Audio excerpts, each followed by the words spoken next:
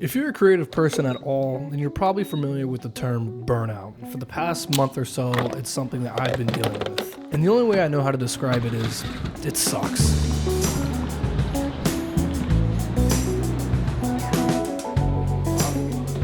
The worst part about burnout is this is my job. My job is to be behind the camera and be creative and give insight. And it basically gets to a point where it's like, I don't want to answer emails. I don't want to be creative. I don't want to edit. I don't want to do anything. And it kind of seems like once I hit burnout, there's really nothing I could do to get out of it except just be patient and wait for it all to kind of come back to me.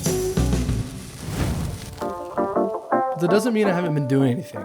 In fact, I got to go to Florida for a top secret video that should be coming out later this week.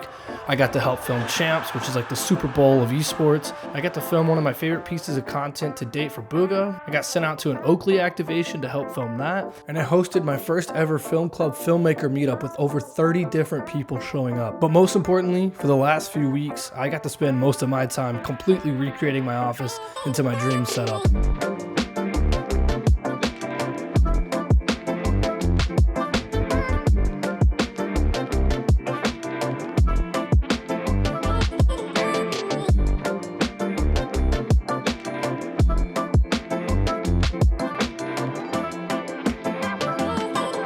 I do plan on making a fuller video whenever the setup is complete. I have some artwork coming in and a few other things I want to add in, and I'll go into more detail on all the pieces that make up my setup. A lot of this was inspired by Pinterest and the things that you see on Instagram, so I'm not saying that it's completely unique. It is just something that I've loved, and I will say that I think it's helped me be more productive and efficient because it's a place that I want to be, I can relax, and it's something that I have dreamed of for a very long time.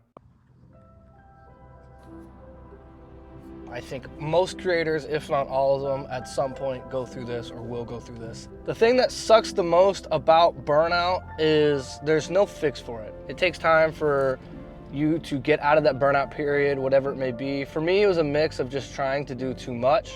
I think with Instagram and other social media outlets, we feel like we're always supposed to be competing with somebody else. We're always supposed to be creating something.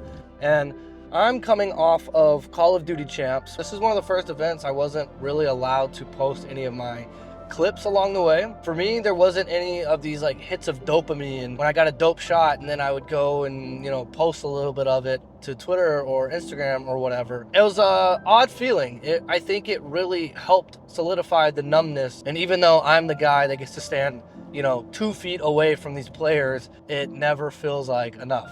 And I think that's something that is frustrating and sometimes makes you feel a little guilty because I should be appreciative of where I'm at.